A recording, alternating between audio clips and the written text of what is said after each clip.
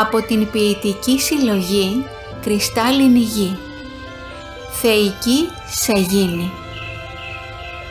Όσο κι αν προσπαθεί η σκιά του κόσμου να κρύψει τον ήλιο μας, όσο κι αν επιμένει να θέλει να μας κρατήσει χαμηλά, στα δικά της σκοτεινά και ανήλιαγα σοκάκια, να μας κρύψει το φως και την αέναη χαρά που συνεπέρνει την καρδιά, που αλλάζει τον αέρα της ψυχής, αλλάζει η γη σιγά σιγά, μέσα σε μια απίστευτη και θεϊκή ομορφιά, θα λάμψει το ωραιότερο του κόσμου το στολίδι.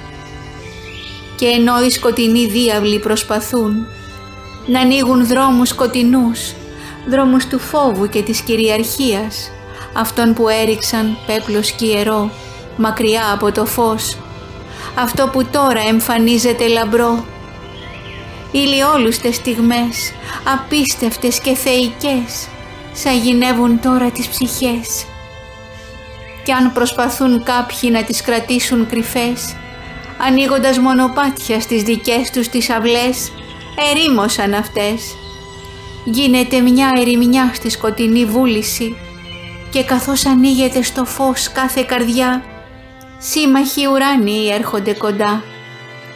Φωνάζει τώρα η γη ξανά, φωνάζει η μητέρα τα παιδιά, έλατε όλοι στη χαρά.